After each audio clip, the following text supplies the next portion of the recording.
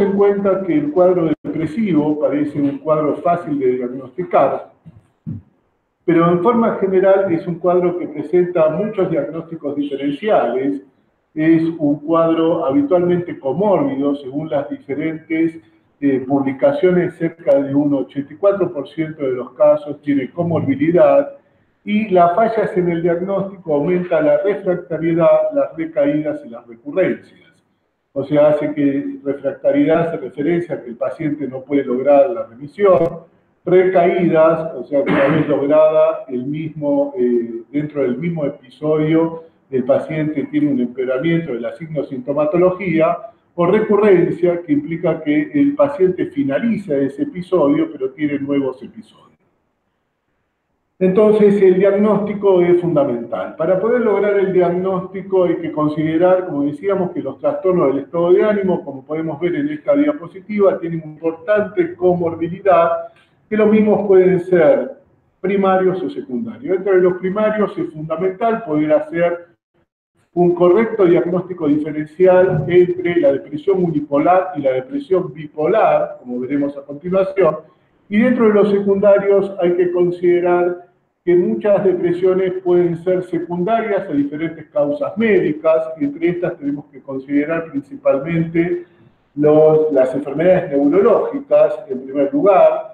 En segundo lugar, la obesidad, los problemas de dolor crónico y las enfermedades cardiovasculares. Y también pueden ser secundarias diferentes sustancias de abuso, la depresión principalmente al alcohol y la bipolaridad relacionada sobre todo con los psicoestimulantes.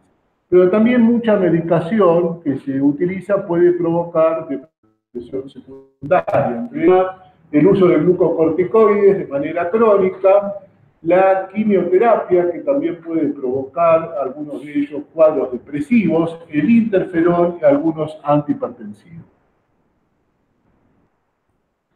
Un hecho fundamental de los diagnósticos diferenciales entre la depresión unipolar y bipolar es que muchos de nosotros tenemos en la cabeza que los pacientes con bipolaridad son fácilmente diagnosticables porque están en una especie de montaña rusa, donde de repente están muy para abajo y de repente están muy para arriba, y esto en realidad confunde al diagnóstico. ¿Por qué confunde al diagnóstico? Porque en realidad en la bipolaridad el paciente está a la mitad del tiempo asintomático y la otra mitad del tiempo está depresivo, con algún subtipo de depresión, teniendo solamente algún episodio aislado de hipomanía o de manía. Si el episodio aislado fue de manía, el diagnóstico es relativamente fácil, ya que el paciente tiene una importante falla funcional. Pero si el episodio aislado fue de hipomanía, esto es muy difícil de detectar, ya que el paciente generalmente relaciona esos episodios de hipomanía con una mejor funcionalidad, con estar más activo, más despierto, y muchas veces hace falta hacer esta consulta con los familiares para ver si cumple con todos los criterios de hipomanía. En este estudio francés, en 250 pacientes, se ve que inicialmente muchos pacientes habían sido diagnosticados como una depresión unipolar, pero cuando se hizo una evaluación sistemática de hipomanía, el porcentaje de pacientes que había sido diagnosticado como un trastorno bipolar tipo 2, o sea que había tenido algún episodio aislado de hipomanía, pasó del 22% al 40%. O sea que prácticamente se duplicó. Los médicos no habían evaluado correctamente la hipomanía. Entonces los habían diagnosticado inicialmente como cuadros depresivos, pero en realidad era un trastorno bipolar. ¿Por qué es la diferencia? Porque el tratamiento de base, la depresión bipolar y bipolar, es muy diferente. Incluso los antidepresivos pueden ser de riesgo en el tratamiento de la bipolaridad. Pero el tema se hace aún más complejo, como ya demostraron diferentes autores, porque no solamente puede ser que no se detecte la hipomanía, sino que muchos pacientes que en el transcurso de la vida tuvieron solamente depresión, pueden devenir bipolar haciendo algún episodio de hipomanía. Para esto se hicieron diferentes espectros para poder diagnosticar los factores de riesgo de estos pacientes que eran depresivos, pero que fácilmente podían devenir bipolares por presentar factores de riesgo. El más conocido de todos estos espectros, o el más avalado, ha sido el de Gaeli. Sin embargo, no todos los criterios de Gaeli han sido replicados en diferentes estudios. Dentro de estos criterios, lo que más se ha replicado en los diferentes estudios ha sido la historia familiar de primer grado de trastorno bipolar, los síntomas psicóticos y la edad de comienzo temprano. Hay diferentes cortes, uno de los más aceptados es antes de los 21 años. Tanto es así que estos tres criterios, historia familiar de primer grado, síntomas psicóticos y edad de comienzo temprano, hoy en día están aceptados en el DSM-5. El DSM-5, además de aceptar estos criterios, también pone otro criterio fundamental, que es las características mixtas. Y como ustedes saben, hoy en día estas características mixtas ya no forman, ya no están de manera exclusiva en lo que es el trastorno bipolar tipo 1, sino que pueden estar presentes también en la depresión y en la hipomanía si el paciente presenta los criterios completos de uno de los polos y tres de los criterios del polo opuesto. Esas características mixtas que puede tener el paciente es otro de los criterios que puede de riesgo para que el paciente pase entonces de una depresión unipolar a bipolar. Entonces los criterios de riesgo más aceptados en la actualidad es la historia familiar, los síntomas psicóticos, la edad de comienzo temprano y las características mixtas. Un trabajo relativamente reciente vuelve a marcar que hijos de familia, de mamá y papá con bipolaridad, uno de los factores de riesgo más importantes eran depresión comórbida con ansiedad, que además tenían características mixtas. Ahora, más allá de esto, un error muy frecuente es que muchas veces estos factores de riesgo se toman para hacer el diagnóstico de bipolaridad. Y eso no es correcto. El diagnóstico de bipolaridad, si bien estos son factores de riesgo para seguir de cerca al paciente y considerar, el diagnóstico se debe hacer siguiendo correctamente los criterios del DSM-5.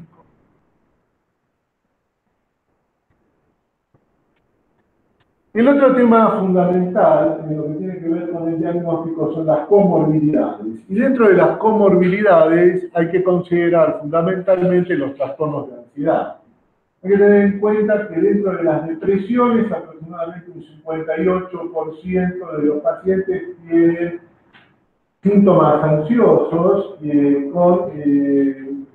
siendo una depresión con características ansiosas. Entonces, la comorbilidad más frecuente de la depresión son los síntomas ansiosos e incluso los trastornos de ansiedad. Hay dos trastornos de ansiedad que generalmente se dan, pueden ser premórbidos antes de la depresión, que son el trastorno de ansiedad generalizada y el pánico. Muchas veces a esos pacientes después se le agrega el tema de la depresión. El abuso de sustancias es otra comorbilidad muy frecuente. El abuso de sustancias es el alcoholismo, que se da más en la depresión bipolar, mientras que los psicoestimulantes, que hoy en día bueno, son una sustancia de abuso muy frecuente, se dan más en la bipolaridad. Y dentro de las enfermedades médicas, considerar, como dijimos anteriormente, las enfermedades neurológicas, que es la comorbilidad más frecuente que tiene la depresión. Dentro de esto hay algunas enfermedades neurológicas que hay que tener muy en consideración. Por ejemplo, pacientes con epilepsia y depresión pueden aumentar considerablemente el riesgo de suicidio.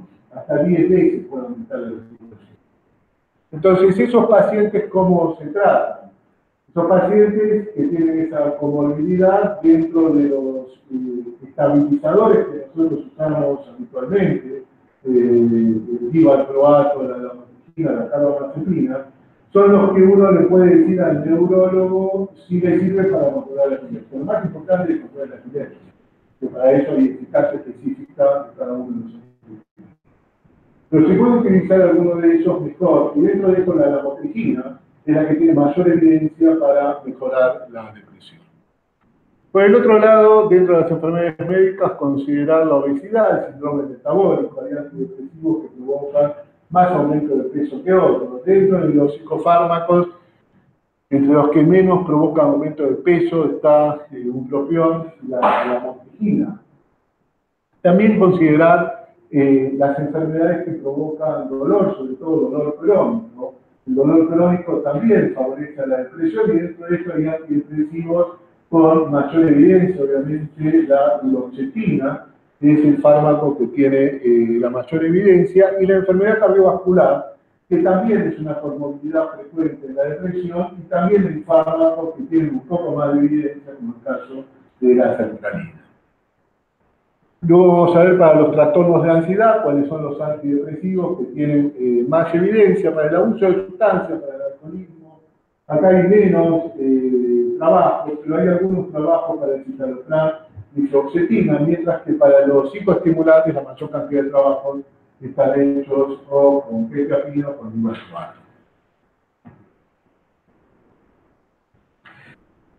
Entonces, consideramos los diagnósticos diferenciales de la depresión. ¿Cuál dijimos el principal diagnóstico diferencial de la depresión bipolar? La depresión bipolar. ¿Por qué es fundamental? Porque el tratamiento básicamente las comorbilidades, que ya las mencionamos. El otro tema fundamental a considerar es el riesgo que puede tener el paciente con depresión. El paciente con depresión, esta evaluación del riesgo es fundamental. No todo paciente con depresión se puede tratar de manera ambulatoria.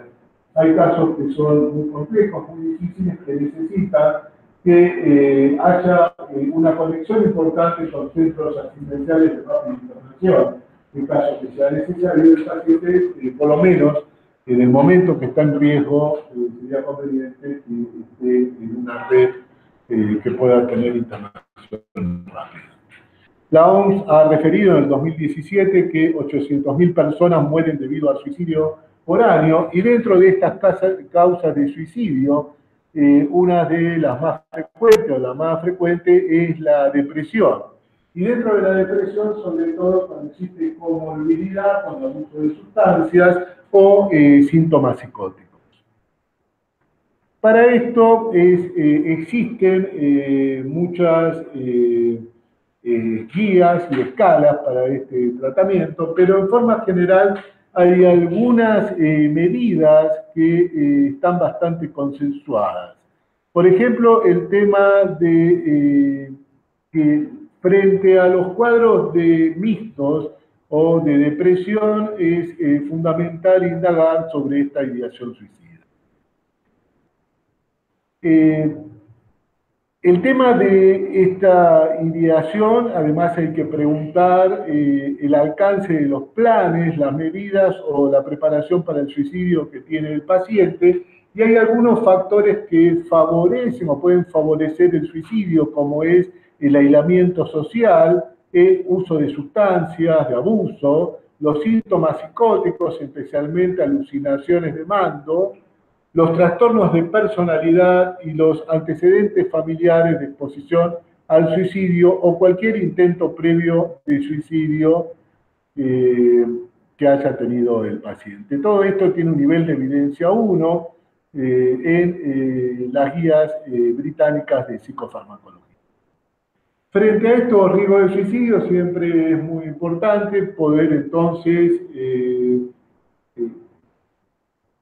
indicar la internación para el paciente y aparte de indicar la internación, indicar alejar todo elemento, situación de riesgo, medicación dada por terceros y elegir una medicación que pueda ayudar al paciente en estos momentos. El tratamiento en forma general de los cuadros depresivos, todos sabemos que hoy en día contamos con una gran cantidad de antidepresivos. Sin embargo, todos estos tienen varias cuestiones y características diferentes que es muy importante que podamos manejar. Si repasamos un poquito la historia, en los 50 se lanzaron los IMAO y los tricíclicos. Los IMAO prácticamente ya no se utilizan, pero los tricíclicos se siguen utilizando y todavía sigue habiendo discusiones. Si es preferible dar un tricíclico o no. En realidad, hoy en día dar un tricíclico es una medicación muy riesgosa. ustedes piensen que un tricíclico provoca prácticamente las acciones que pueden provocar dar 9 fármacos juntos. O sea, dar un tricíclico provoca como dar 9 fármacos juntos, por la gran cantidad de receptores donde actúan los tricíclicos. Y muchas de estas acciones que provocan son acciones que pueden ser efectos adversos muy graves para el paciente. La eficacia de los tricíclicos tiene una eficacia mayor, pero vamos a ver que esto está muy discutido en la actualidad. Entonces son fármacos muy riesgosos y que se prefiere utilizar otra medicación que sea de primera línea de recomendación. En los años 80 salieron los inhibidores selectivos de la recaptación de serotonina y el bupropión, que son fármacos que tienen mucho menos efectos adversos. Cuando recién salieron se pensaba que era una medicación que prácticamente no tenía efectos adversos.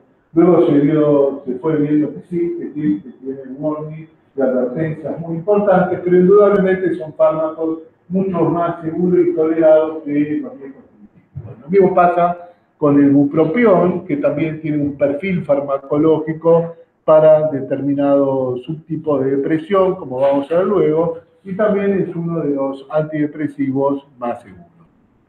En los años 90 salen los inhibidores de la recaptación de serotonina y noradrenalina, dentro de eso, como un patrón importante la venlafaxina, y se empieza a discutir a partir de acá la eficacia de los inhibidores selectivos de la recaptación de serotonina.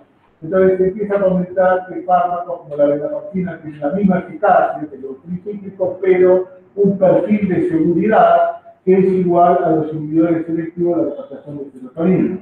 Eso no es así, ni una cosa ni la otra. O sea, son fármacos que el perfil de seguridad es más complicado, como los inhibidores selectivos de serotonina, y que la eficacia superior, lo vamos a ver, volvemos a mencionar, está discutida, sobre todo con algunos hijos. La mirtazapina es un fármaco que ha tenido poca difusión, que también se lanzó en la misma época, en realidad es un fármaco muy seguro y de alta eficacia. También de los que se denominan duales, que modula la neurotransmisión serotonérgica y noradrenérgica, que tiene una alta eficacia. Todos los trabajos con un perfil de seguridad bastante bueno, pero no ha sido un fármaco que ha sido muy difundido, por lo menos en nuestro país.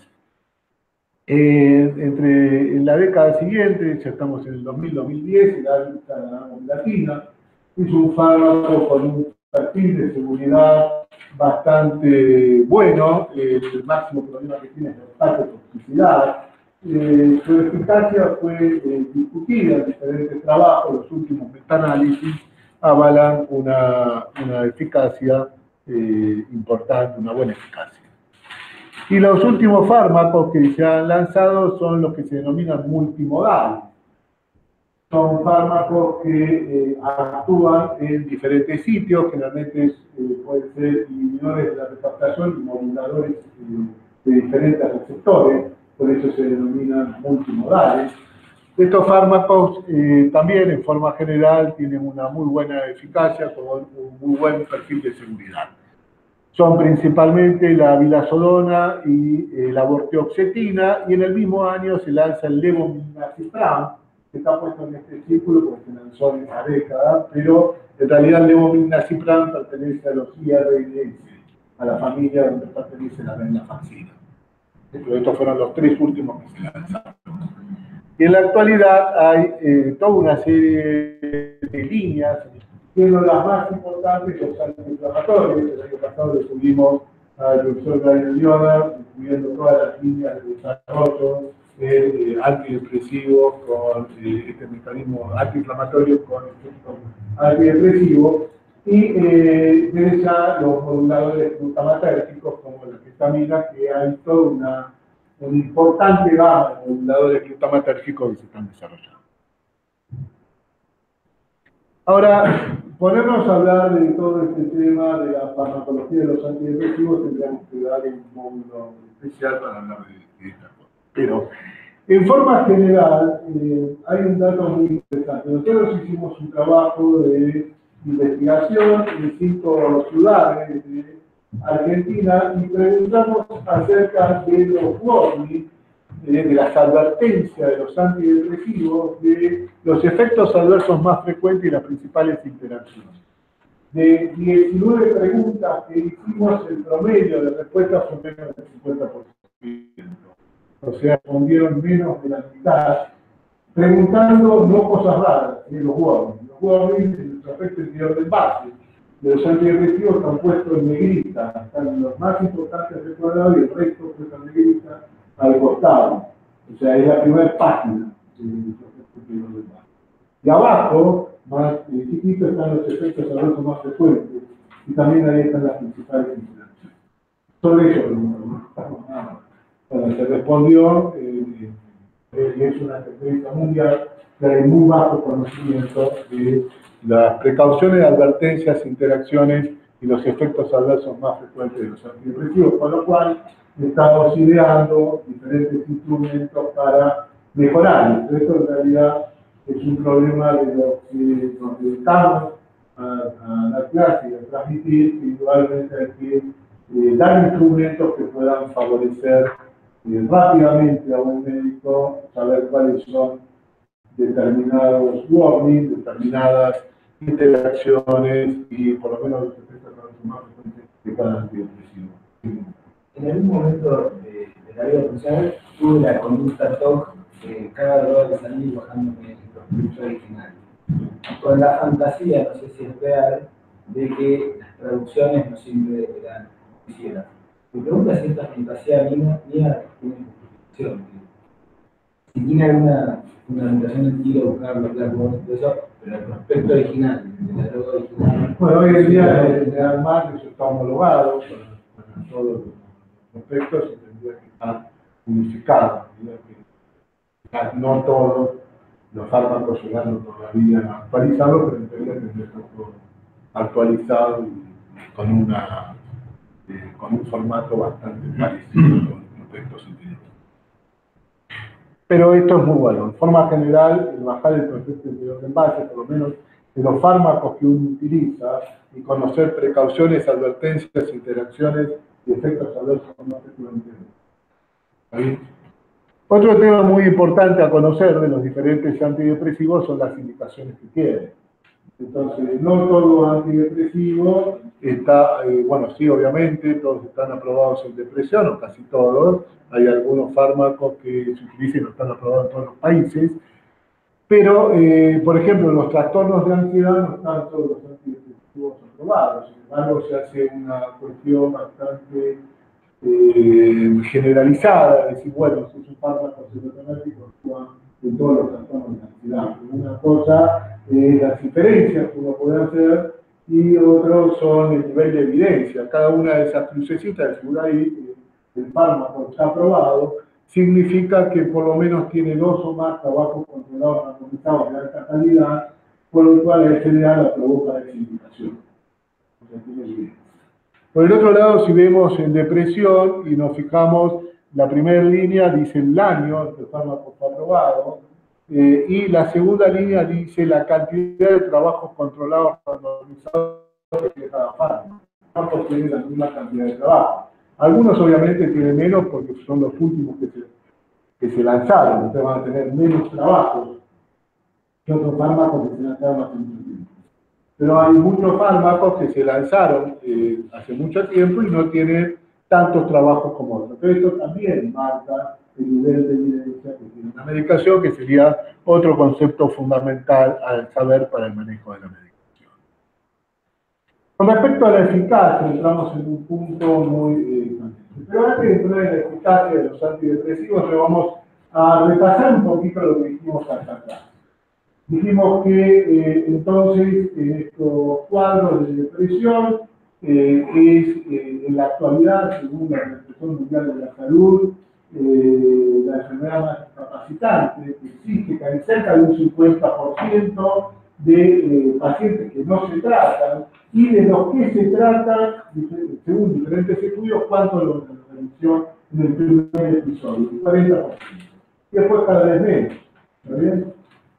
Y que para esto era fundamental, entre otras cosas, el diagnóstico. Entonces mencionamos la importancia de la comorbilidad, la importancia de los diagnósticos diferenciales, pero también es algo fundamental a remarcar que los diagnósticos que se utilizan deben ser a través de procedimientos que sean fiables y válidos. Fiables y válidos. ¿Qué quiere decir esto?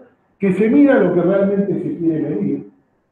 Por ejemplo, si yo mido serotonina en orina, ¿no? Y con eso digo, el paciente está depresivo, la verdad que no se mido lo que realmente se quiere medir. Serotonina en orina, o bastante periférica, o provenir de 200.000 lados. Estábamos hablando con Cier la vez pasada, que fue uno de los primeros trabajos que descubre serotonina del cerebro. Y digo, pero ¿cómo, doctor? No se sabía. Me dice, no, la serotonina se conoce en los mastocitos, en las células enteras más finas, no sabía que había en el cerebro. Pero la serotonina periférica proviene de muchísimos lados. Entonces, el diagnóstico debe ser válido, debe ser fiable. Eso quiere decir que si yo aplico el instrumento en diferentes casos, siempre me va a medir lo mismo. Una balanza que tenía que hacer si no está desregulada, tiene que más o menos medir lo mismo. Entonces tiene que ser fiable y tiene que ser válido. ¿Qué elementos conocen ustedes que son fiables y válidos para el diagnóstico?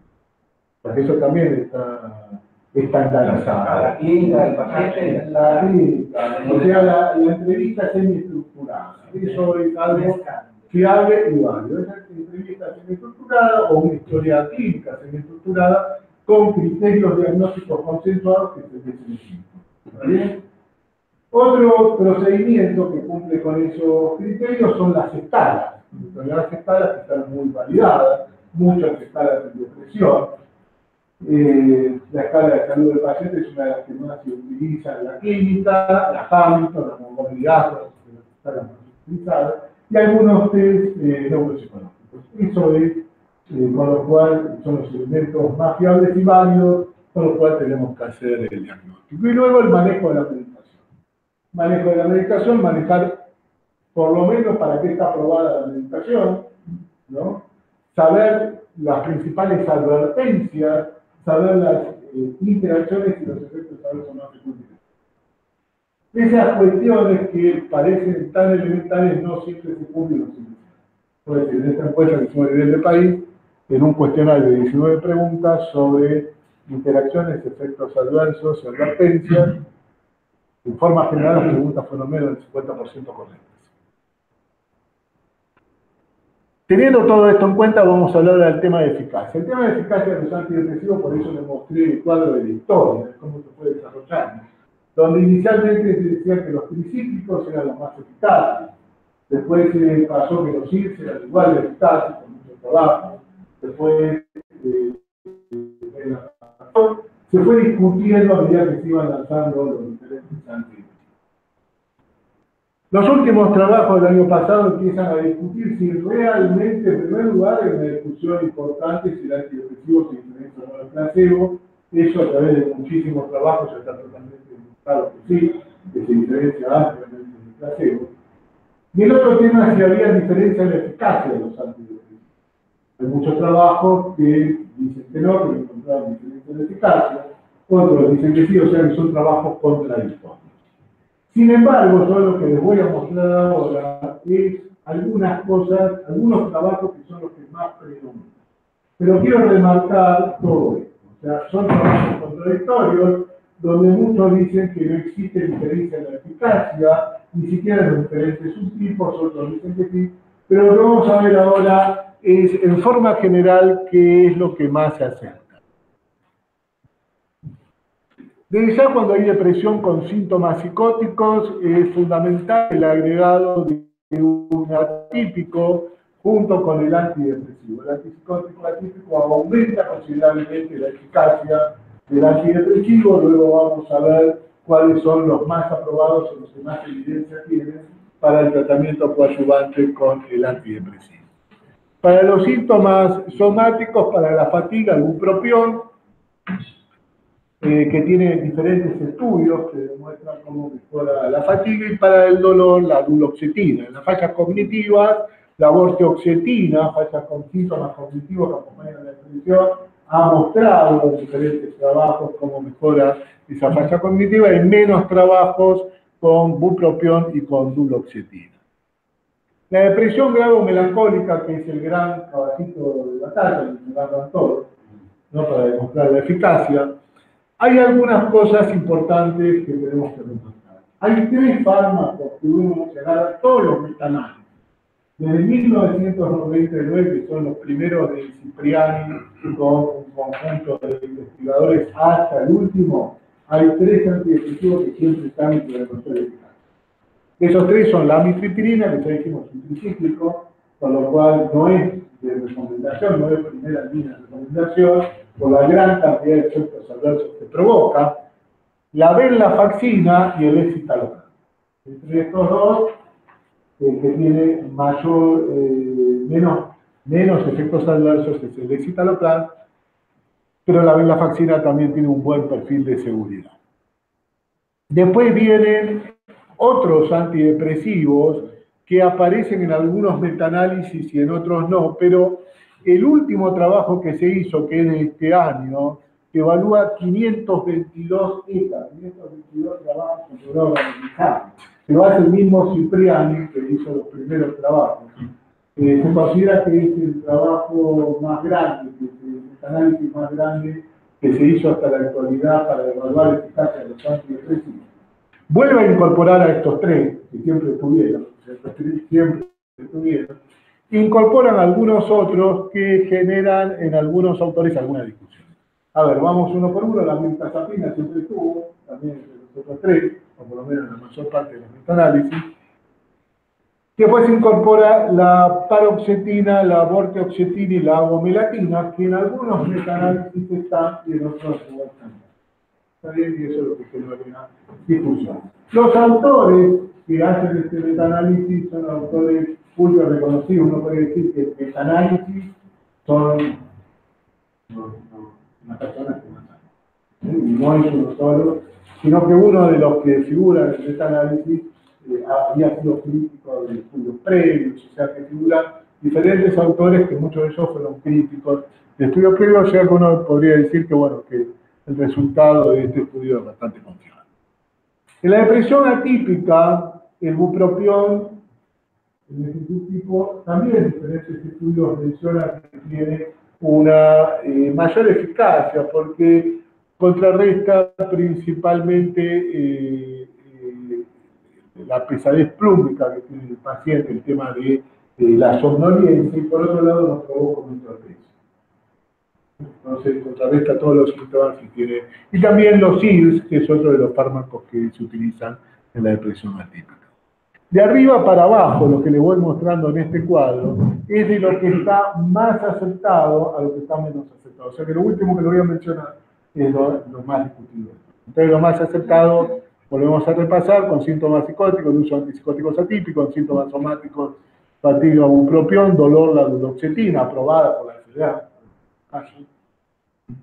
y fallas cognitivas, vortioxetina. En la depresión grave con patrón melancólico, depresión grave generalmente son escalas que están por arriba de 30, ¿no?, que aparte tienen el patrón melancólico, son las depresiones más graves.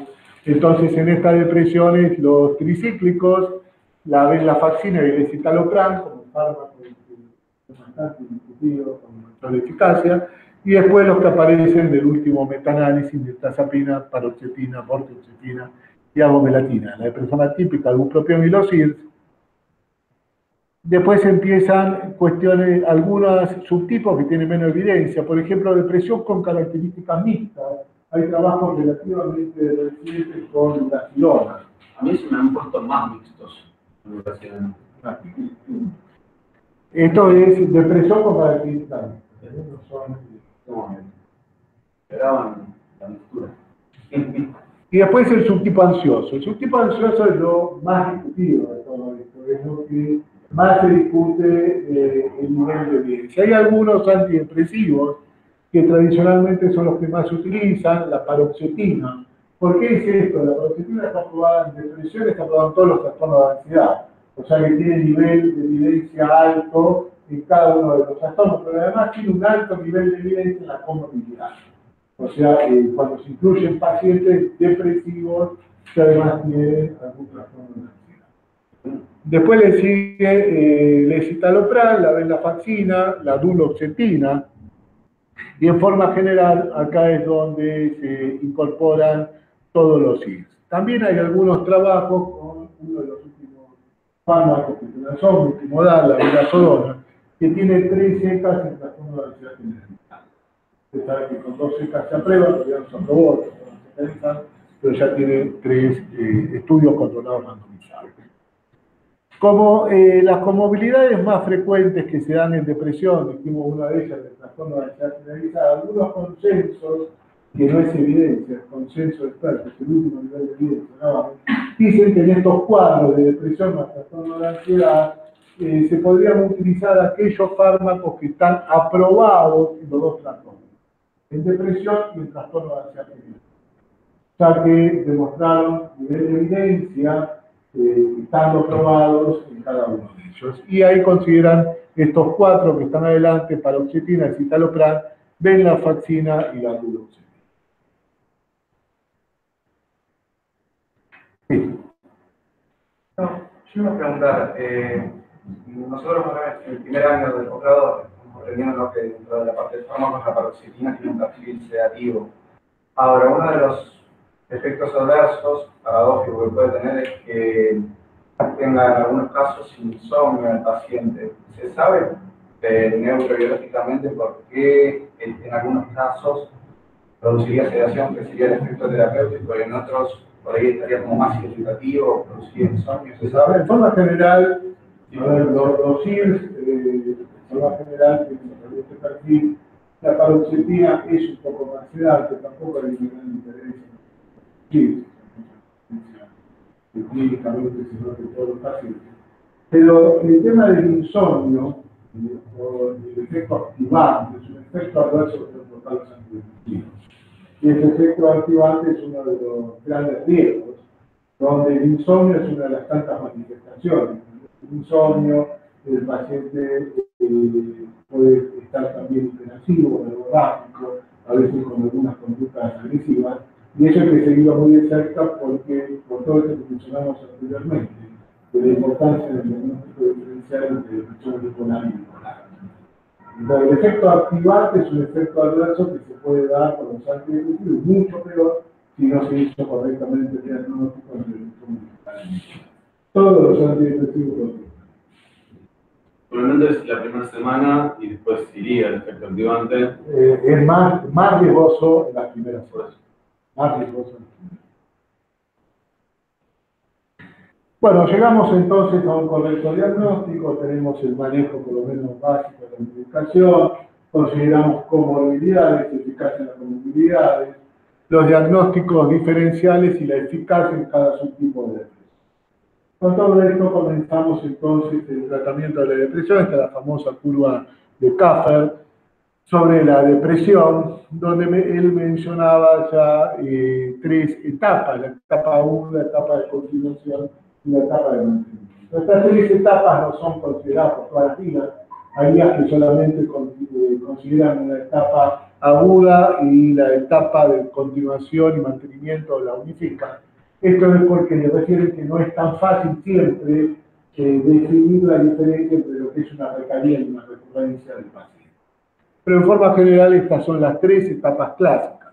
La etapa aguda tiene una meta y un objetivo. La meta, como decíamos anteriormente, la respuesta, que es una mejoría del 50%. Si nosotros hicimos una escala, como mencionamos anteriormente, vamos a suponer que el paciente arranca con una depresión grave, arriba de 30, la respuesta sería que mejore, claro, un 50%, o sea que tiene 15. Esa respuesta, clásicamente, para poder lograr, el paciente tiene que estar en dosis terapéutica, que también está en el perfecto de base. La dosis terapéutica está entre una dosis terapéutica mínima y máxima. El paciente tiene que estar en dosis terapéutica y esperar un tiempo.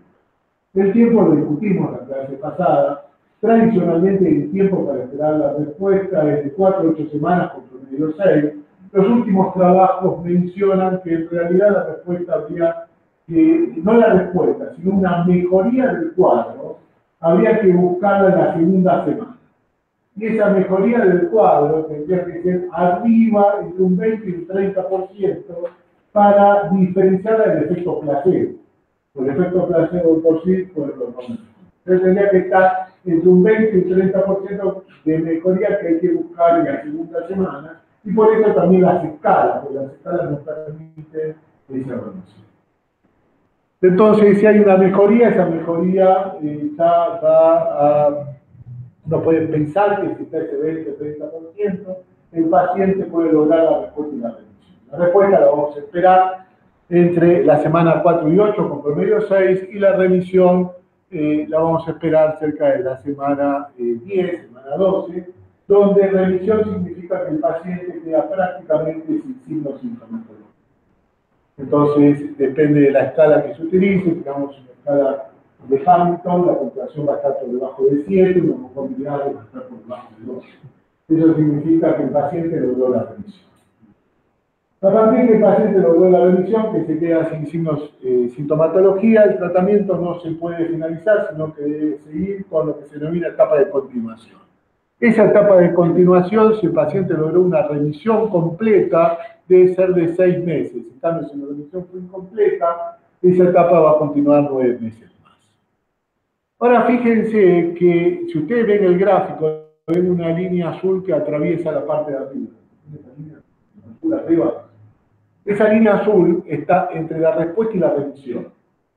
O sea, son pacientes que superaron la respuesta, mejoraron más del 50%, pero no lograron la remisión completa. Queda con lo que se llama síntomas residuales o depresión residual.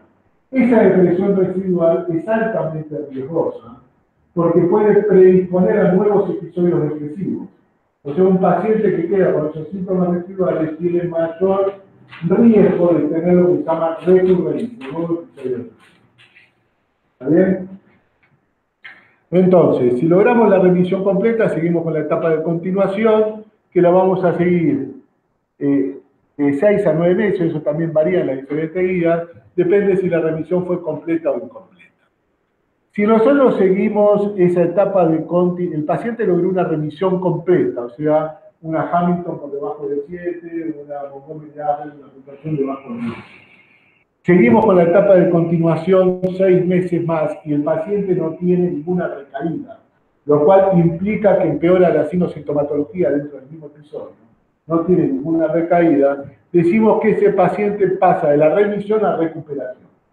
La recuperación, a diferencia de la remisión, significa que ese episodio es un remisión. Ese episodio también. Sin embargo, hay que tener en cuenta que la enfermedad depresiva es una enfermedad altamente recurrente.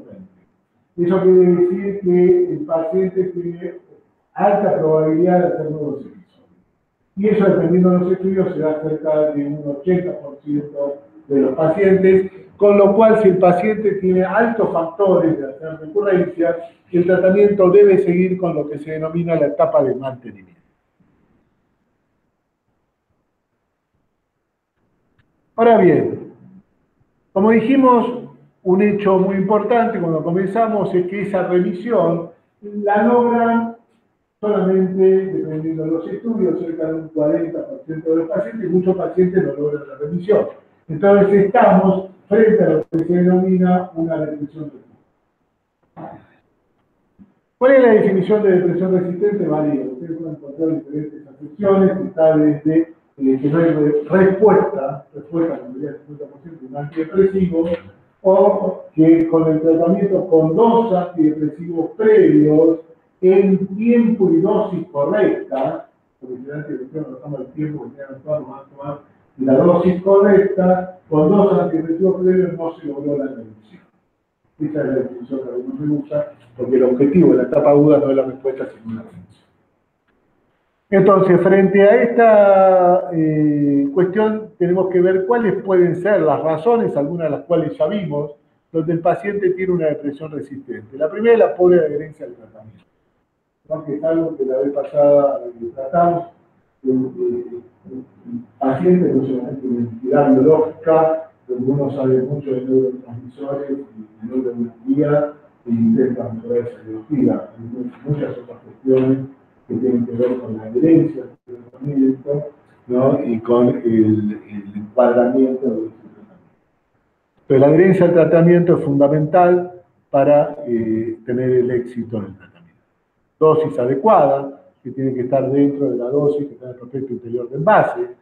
Duración de tratamiento que sea correcta, o sea, hablamos para la respuesta de 4 a 8 semanas, con promedio 6, y la remisión, si se da la respuesta, esperar la remisión, que la vamos a tener cerca de la semana 10-12. Recuerden que hoy en día también hablamos en la segunda semana una mejoría del 20 al 30%. Diagnóstico incorrecto, hacer el diagnóstico diferencial, ya vimos con depresión bipolar y depresión secundaria. Síntomas o comorbilidades no diagnosticadas, como vimos anteriormente. Empeoramiento de comorbilidades preexistentes o aparición de una nueva. Y lo que mencionamos, el tema del manejo de la medicación. Conocer no solamente la medicación que está tomando el paciente, sino medicación que le están dando por otra patología concomitante que puede tener el paciente, que puede, entre otras cosas, empeorar los efectos adversos de la medicación. O sea, si yo no conozco que un antidepresivo puede provocar riesgo de sangrado, entre otras cosas, y le estoy dando un antiplaquetario, entonces eso se puede transformar en una potenciación de ese efecto adverso. Entonces, hay mucha medicación que se puede estar combinando que potencia el efecto adverso o que puede provocar síntomas depresivos, como mencionábamos, antihipertensivos, glucocorticoides en forma crónica, quimioterapia, interferón, que pueden estar provocando síntomas depresivos, o que pueden alterar el metabolismo del fármaco por provocar una inhibición o una inducción. El otro tema fundamental que también lo abordamos en parte de la desarrollo, cuando se habla de optimización, ¿no? Los matemáticos hablan de las diferentes variables que pueden mejorar una respuesta. La diferente variable de la depresión, cuando hablamos de biología, no es solamente biológica, no hablamos de la interacción que es biológico con factores psicosociales. Entonces existen muchos factores psicosociales que pueden no tratarse y provocar que no haya mejoría. Uno de los que más en boga está hoy en día en todos los programas de televisión EMA es el tema de la alimentación, los chicos, la pobreza, ¿no? Siendo el tratamiento farmacológico, cuando no podemos lograr la respuesta o la remisión del cuadro, los pasos clásicos a seguir eran, en primer lugar, maximizar la dosis del antidepresivo. Maximizar la dosis del antidepresivo no es hacer ninguna cosa loca, sino dentro de lo que está en el prospecto de base, se dice que este antidepresivo se puede dar de 75 a 225, yo empecé, estoy en 150, subido a 225, dentro de la dosis que está en el prospecto de base. En segundo lugar, estaba escalonado anteriormente cambiar a otro antidepresivo. Ahí es importante considerar los trabajos que hay en los diferentes subtipos de depresión. Y en tercer lugar, combinar medicación. Hoy en día esto ya no se toma de manera escalonada y se evalúa el riesgo que tiene el paciente. Ya que la respuesta del antidepresivo, entonces no todo antidepresivo, también esperar 2 semanas. No todo paciente puede esperar eso. Entonces, si el paciente está grave con varios tratamientos que vienen pasando previamente, que no tiene muchos factores de riesgo en la combinación de medicación, se conviene de entrada combinar medicación. Ahora, si el paciente es un paciente que puede esperar, que es un episodio más, se sigue de manera escalonada. Cuando vamos a combinar medicación, lo que tenemos que tener en cuenta, muchas veces me preguntan, vos que sabés de farmacología, ¿qué pasa si combinas esto con esto? De verdad no tengo idea, porque sería como agarrar una guía telefónica y ver qué pasa con todas las combinaciones posibles. Hay algunas aplicaciones que uno puede poner y más o menos lo digan qué pasa. Es muy importante conocer los bordes y los principales efectos de las interacciones, pero es muy difícil sacar todas las conclusiones. Hay que ir al revés, porque una combinación, lo que tenemos que tener en cuenta, es que puede potenciar efectos adversos, o sea, puede potenciar sangrado, puede potenciar glaucoma, puede potenciar efectos adversos hiponatremia, que es un efecto adverso que últimamente se está viendo potenciado por diferentes antidepresivos además, pero puede potenciar efectos adversos que pueden ser muy graves. Puede no ser eficaz, no siempre está demostrado que la combinación es más eficaz que la monoterapia. Es capaz de una combinación que está potenciando efectos adversos, que no es más eficaz, y que además le provoca alguna interacción que puede ser fatal para el paciente. Hay medicaciones de preparados que ponen un INS más un IRLS más triptofano. La verdad que el riesgo del síndrome de serotonérgico es altísimo, aparte de hiponatremia. Y aparte lo ponen todo en dosis que tampoco está demostrado que puede ser eficaz. Entonces, para combinar hay que tener nivel de evidencia. Nivel de evidencia. ¿Qué es lo que mayor nivel de evidencia tiene para combinar? Antipsicóticos atípicos. Dentro de los antipsicóticos atípicos hay algunos que están aprobados directamente para coadyuvante y mejorar la eficacia del antidepresivo.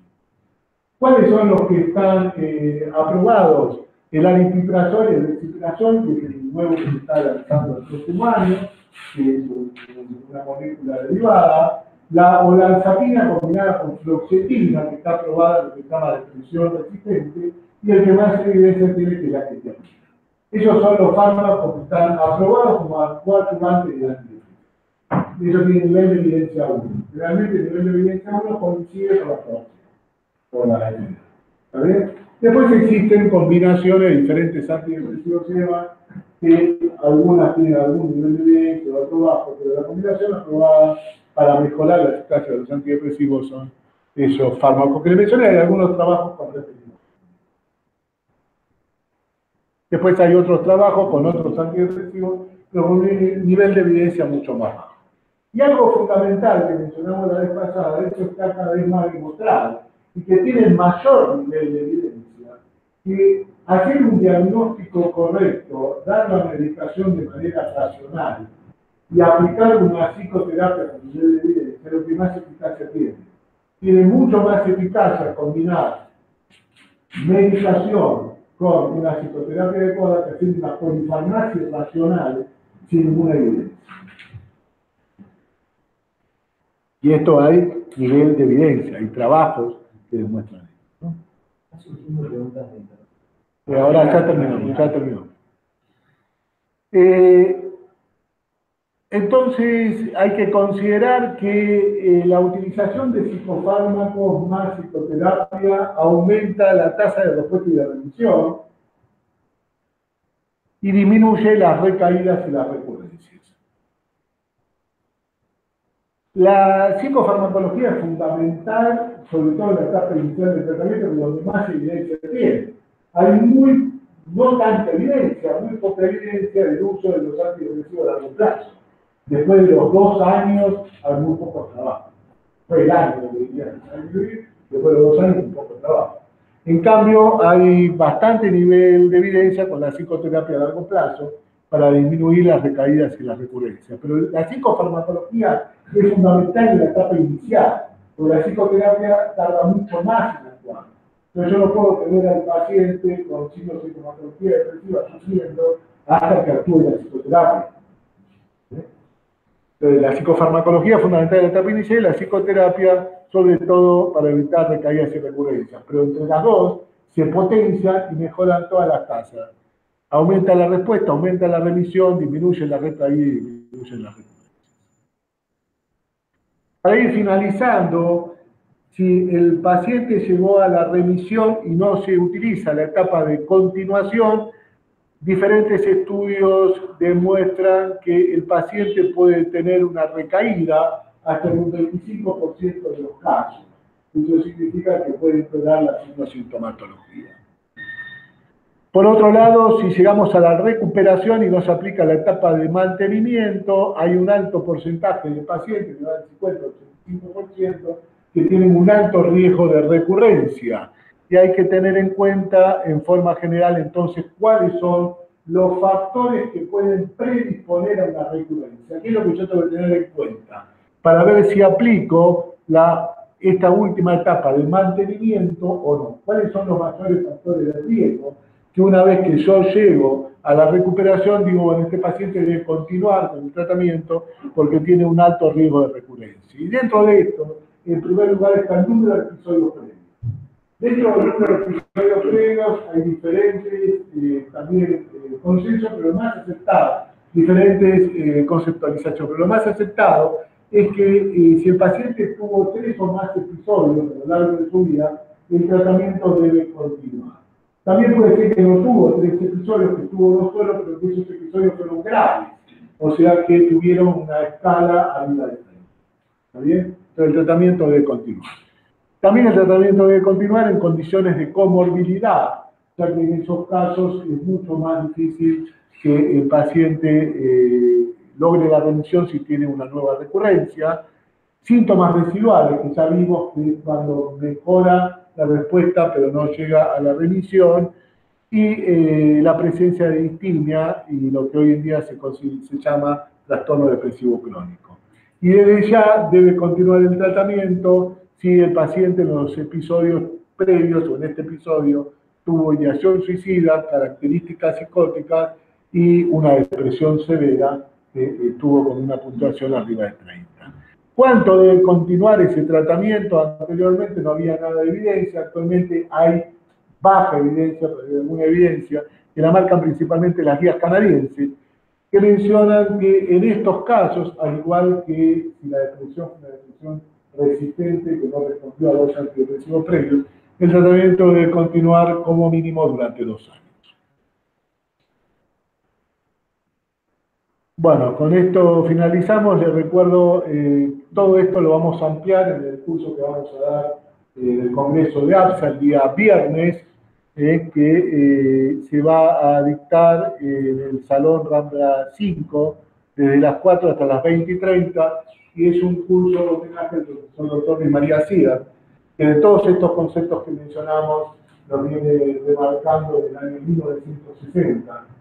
Todo lo que mencioné, por ejemplo, que los años serotonina periférica no se logra nada, la importancia de hacer los diagnósticos de manera correcta, el uso racional de psicofármacos, cualquier cantidad de jornadas de trabajo.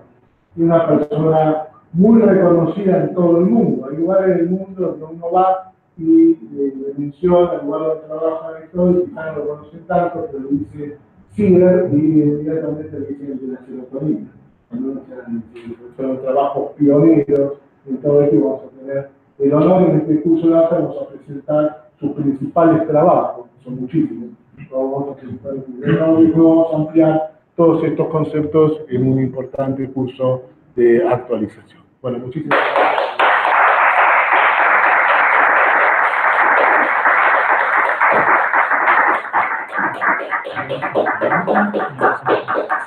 Bueno, abrimos el espacio de preguntas y debates. Marian, dijiste que había una pregunta de internet, no recuerdo mal, la pregunta iba en depresión atípica, su propio, de los días solo acompañado. A ver, en forma general, el tema de siempre es conveniente utilizar la menor cantidad de medicación posible, comenzar con el monofármaco, comenzar solamente con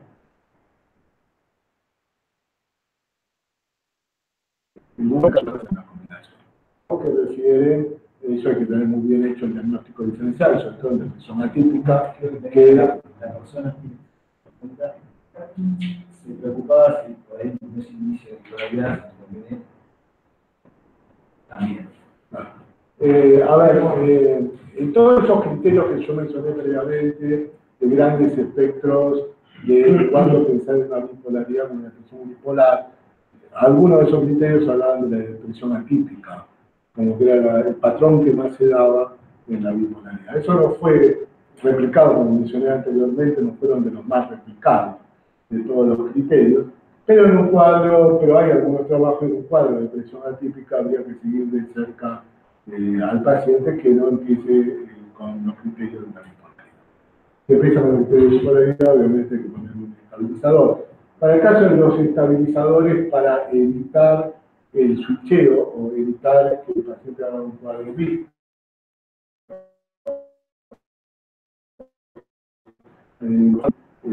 esos episodios con mayor eficacia, que no tiene interacciones importantes, es el imatroato. El litio es importante con los antidepresivos, sobre todo serotoniérgicos, o casi no serotoniérgicos.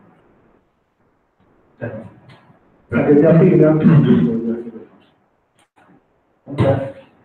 a mí lo que me llama la atención, doctor, es primero lo dificultoso del diagnóstico, ¿no? Cuando tenemos un cuadro depresivo ya nos preguntamos si sería o no bipolar y tenemos algunos indicadores, algunos con más peso, otros con menos, lo cual determina el tratamiento.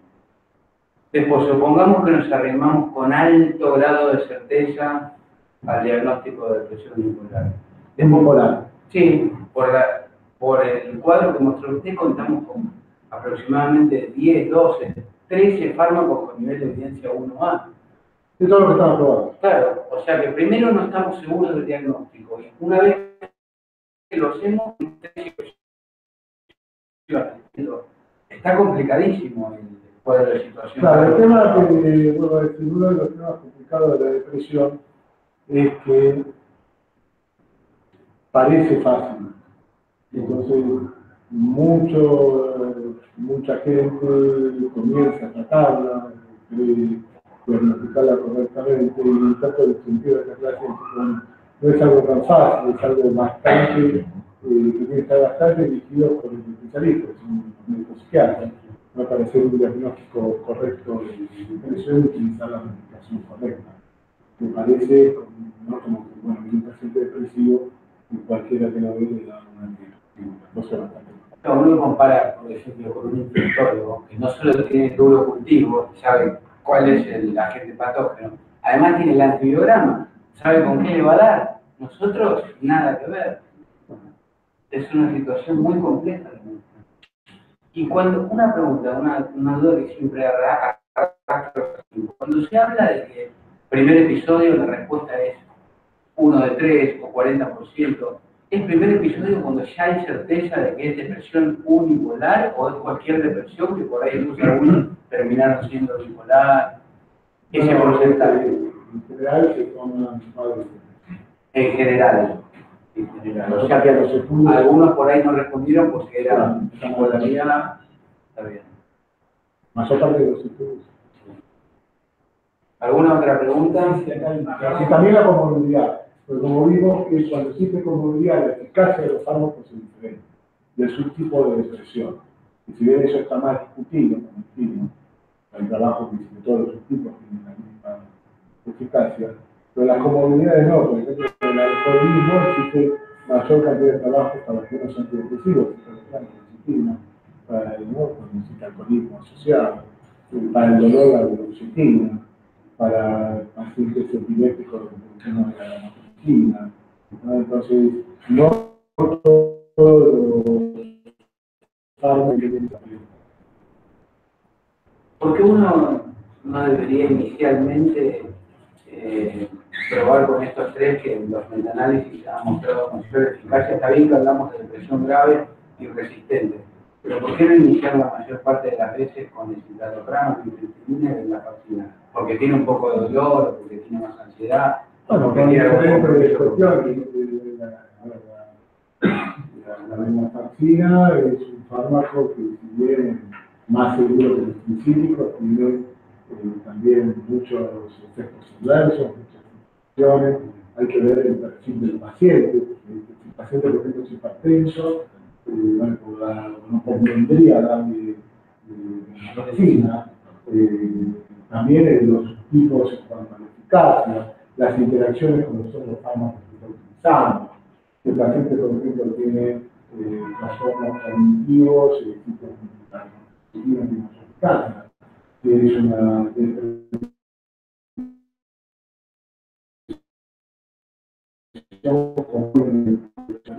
Entonces, no creo que haya un solo antidepresivo como para decir que soy humano. Pero ante la refractariedad le echamos muchos tres. Cuando es una depresión grave que no responde al tratamiento, bueno, los tres no, la mifeprina que es un por la seguridad. quedarían los otros dos, cuando se ve el mismo meta-análisis, se incorporan muchos otros antidepresivos. Por eso tendrían alguna depresión grave, también cólico y los dos más complicados. Como decía, hay que considerar cada subtipo de depresión. Tenemos otra pregunta. Una pregunta, la doctora Mariana Lagos. La doctora Mariana Lagos tiene una pregunta más alta. Más fuerte. Bueno, primero felicite muy claro como clínico. Y pregunta en caso de respuestas parciales, si puede desarrollar que si hay algunas últimas recomendaciones de potenciación. En caso de respuestas parciales o depresión residual. Claro. Sí, bueno, ahí aparte mencionamos maximizar el tema de la dosis, poder cambiar el antidepresivo por ser una eficacia, por una medicación, y la combinación yo mencioné solamente lo que más evidencia tiene y lo más aprobado. Existen muchas otras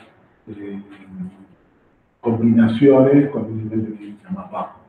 Por ejemplo, la combinación de bupropión con IVA, que tiene un nivel de evidencia más bajo, otra de las pinzas, el agregado de hormona tiroidea, todo con un nivel de evidencia bastante más bajo de lo que mencionamos con los antipsicóticos.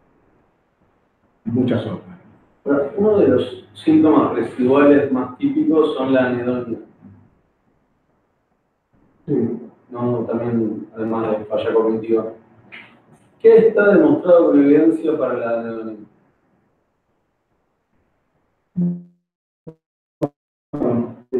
No hay demasiada evidencia en el clínico. Las cosas son principalmente a nivel más en cuanto al mecanismo de acción y acciones farmacológicas que evidencia clínica. Hubo algunos trabajos con algunos antidepresivos, antidepresivos. También capaz de la anedonia, pues no trabaja la depresión. Claro, pero como potenciación, siempre se habla del bupropión porque como tiene efecto dopaminérgico, asocia la anedonia con... Se asocia principalmente con una mejoría de la respuesta profunda. Son acciones más de mecanismo de acción inmunobiológica que evidencia. Existe un trabajo clínico de bupropión que demuestra a nivel clínico una mejoría. Sí, pero para mi persona,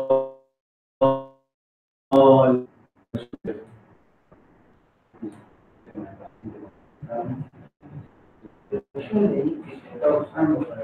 se lee mucho a los pacientes, por eso. Sí, tremendo. También. No tiene cambio. Pregunta acá de Astrid de Catamarca. ¿Qué más tenemos? Bueno, dice si el nivel de eficacia de evidencia de la de la vacuna para la depresión, y yo le agrego la pregunta ¿cuándo la usaría la de la vacuna o cuándo la ven la vacuna? ¿A qué paciente decís era para la vacuna reconocida marca? Siempre la vacuna, que es la que tiene todos los trabajos.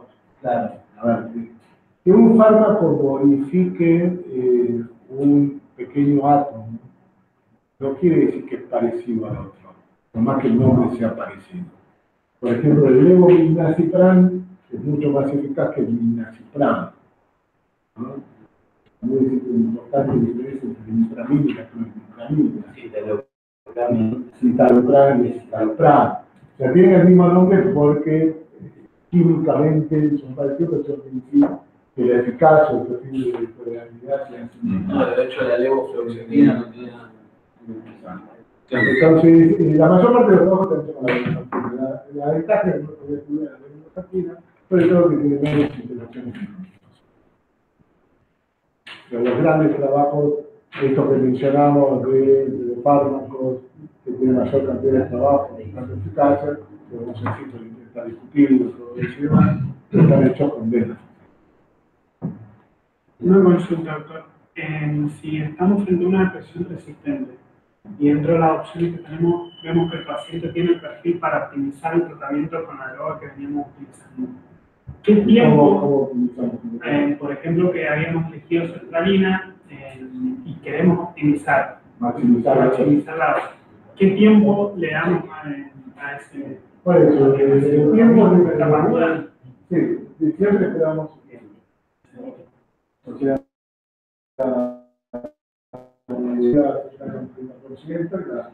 si va mejorando, el uso puede hacerlo pensar que en la semana 4 y las emociones están haciendo.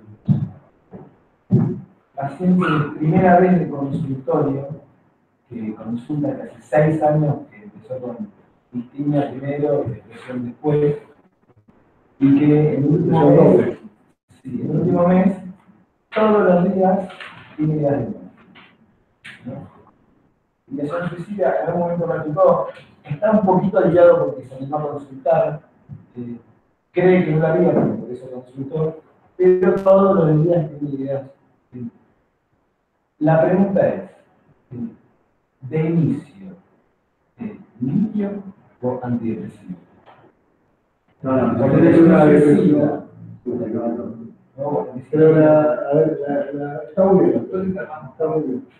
Aquí son parte de las posibilidades extras, tenemos que además. Está muy bien. En eficacia tiene demostrado un fármaco para suicidio. No es para cualquier trastorno. Por ejemplo, la clozapina, como antipsicótico, tiene una eficacia premio. Y el litio, la eficacia que debemos ver para la bipolaridad. Sí, abajo son, claro, la eficacia no es tanto para una depresión. Es una que ayuda un tratamiento de la televisión a la mayor eficacia, los acabados es un cuadro muy grave, acompañado de psicotípicos, igual de Uno piensa, agrego más datos, vamos a tenerlo más en el riesgo. Bien, hay antecedentes familiares de depresión, al menos 2 antecedentes, ¿no? Una depresión equilibrio, otra depresión, línea directa, abuelo-padre. 2 puntos para posible igualdad sin ningún antecedente de depresión ni de recogimiento. Pero hay sospechas. Es decir, a ver, es un paciente que va a venir, que hay que seguirlo muy de cerca, revisar el encuadre del tratamiento fundamental, el encuadre del tratamiento es muy grave, una vez se escucha que vale una vez cada 15 días, no es imposible, el paciente que tiene que revisar, además que se quiere matar y hay que seguirlo muy de cerca. Hay que establecer todo lo que tiene que ver con evaluación de riesgo. Hay que ver si es necesario indicación de internación o no. Con vigilancia de 24 horas, dejando toda la situación de riesgo, medicación a terceros. Y trabajar con medicación que tenga, por lo menos, la evidencia que tenga, sea lo más eficaz para el tratamiento de la depresión. Se va siguiendo de cerca, si el paciente empieza a tener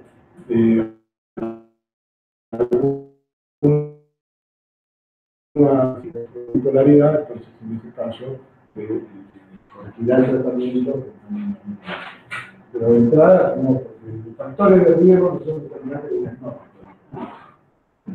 Una cosa es factor de riesgo y otra cosa es criterio de diagnóstico. El factor de riesgo es simplemente eso, factor de riesgo. Y de cerca, para ver si el paciente que tener los criterios, ¿no? Para transformar el. Eso es un error de cuenta. Nosotros los jóvenes tenemos miedo mucho a lo que uno pudo No, nosotros los jóvenes. No, nosotros los jóvenes. Perdón. Pasa que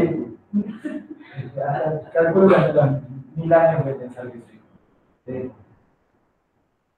Siempre tenemos la idea de Y si dejamos de poner una ligación con validación, suicida en un paciente, que sabemos que está en peligro, pero que el riesgo máximo. Pero por eso un poco la pregunta, pero bueno, no, está buena, igual está respondida. Está bien, bueno, sí.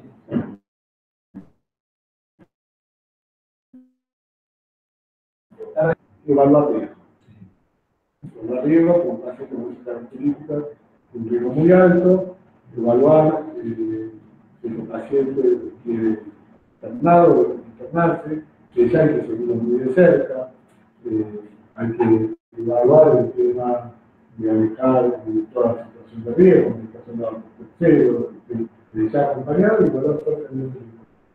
Y después darle la medicación más eficaz que se tiene para la depresión resistente, depresión doble.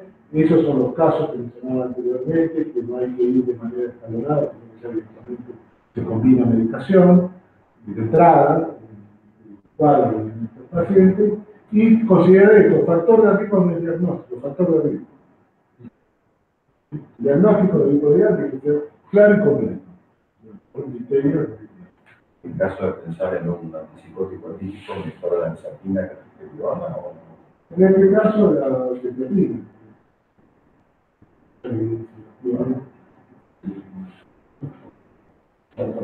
Por otra, la que termina la mayoría de las guías, sobre todo cuando hablamos de la bipolaridad, la presentan en primera opción en monoterapia, en depresión bipolar. Sí. ¿Qué opina de monoterapia versus terapia combinada de antidepresivos? La combinación más. ¿Es bipolaridad o es depresión bipolar? Porque la ketamina está aprobada como coadyuvante en la depresión unipolar y como para el tratamiento de la depresión bipolar. La depresión bipolar, el fármaco es el que más evidencia tiene, sobre todo si esa depresión bipolar no tiene características mixtas. La ketamina bipolaridad tiene 5 trabajos, de esos 5 trabajos muy pocos, creo que uno solo se hizo con mixtas, o sea que ahí tiene poca evidencia, pero depresión bipolar,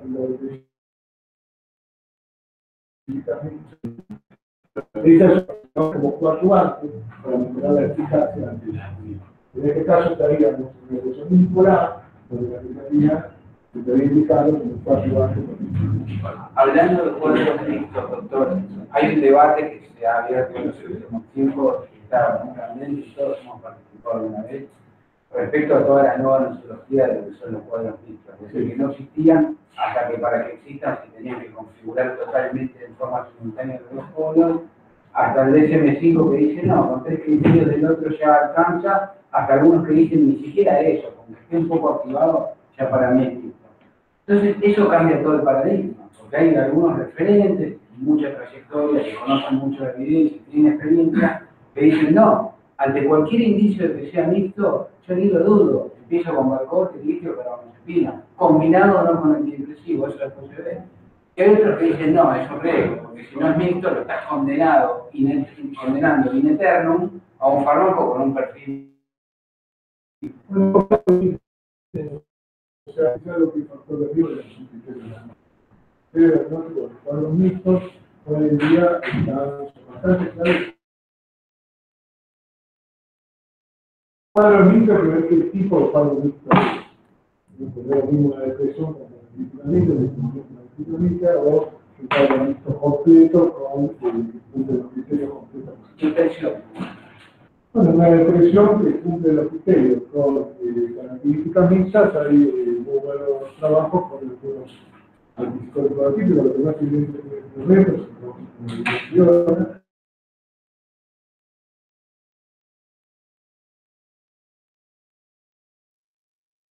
Porque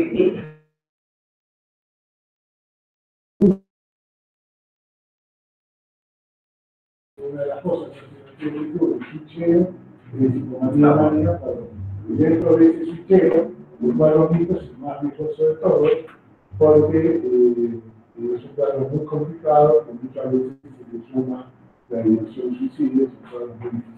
o inclusive Hay mucho cuidado si la gente va de empeorar el cuadro independientemente de Franco Switch también habla de que el antidepresivo en estos casos, en el largo plazo, entorpece el cuadro, independientemente de El antidepresivo, si es una bipolaridad, no solamente puede tener dos tipos de efectos adversos, dos tipos de switcheo, muchos efectos adversos. Dos tipos de switcheo. Un switcheo en agudo, que se da en las primeras semanas, primeros meses, que es el típico warning de switcheo hacia hipomanía, manía, cuadro. Pero el antidepresivo también puede transformar al paciente en un ciclador rápido a largo plazo. O sea que uno puede no ver nada, que no hizo nada en agudo, pero empeora el curso clínico de la bipolaridad. ¿Y qué opina de los grandes expertos que sugieren que ante la duda... Que el nivel de evidencia de experto está último. El nivel de evidencia es donde trabajo. La evidencia para entrar a la medicina basada en la evidencia. Del concepto de decir, bueno, ante la duda empiezo igual con un antidepresivo, especulando tener la suerte que switché y ya ahí ya sé cómo tratarlo. Y si no lo condeno sin saber qué es. No está de acuerdo. El factor de riesgo Es como tratar por el efecto adverso. Claro. Pero no es un tratamiento. Hay una pregunta de Neuquén. Julieta Acevedo de Neuquén pregunta cuál es la psicoterapia con mayor nivel de evidencia para la depresión mayor. ¿Qué tipo de psicoterapia y cuánto tiempo mantener? Está muy bien.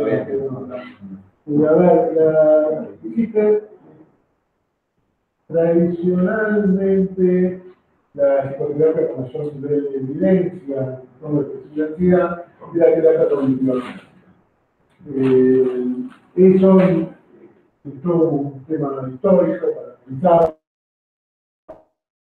la psicodinámica, lo que después se transformó en psicoterapia psicodinámica más focalizada, que tenía algunas bases provenientes de psicoanálisis y demás, se oponía totalmente al tema de la evidencia, pero hacía un trabajo de evidencia. Así que la que más evidencia tiene, para responder la pregunta, es la terapia cognitiva. Después la psicoterapia psicodinámica comenzó a hacer trabajo de evidencia con diferentes autores, sobre todo de los últimos 10 años más o menos, donde el nivel de evidencia iguala a la terapia cognitiva y menciona una diferencia entre la terapia cognitiva y agudo empezaría más rápido, pero termina antes y efectos en pacientes sujetos a la psicoterapia, mientras que la psicoterapia psicodinámica tiene un efecto más duradero en el tiempo. El tiempo se diferencia, existen diferentes cortes, en lo que es una terapia a corto plazo, entonces son diferentes cortes. Y pensar que si eso también depende de cuánto tiempo el paciente va a estar en la psicoterapia, dependiendo de la gravedad del cuadro depresivo, el número de episodios de depresión y demás, pero más o menos coincide con lo que mencionamos de la relación. Durante todo el tratamiento, en los casos de riesgo de recurrencia, puede ser menos a 2 años, la psicofarmacología está acompañada de la psicoterapia, tan importante como mucho.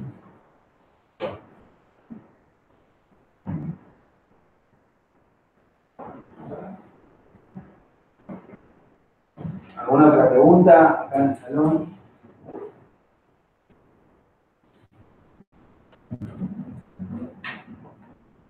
Dudas, preguntas, comentarios. Comentarios.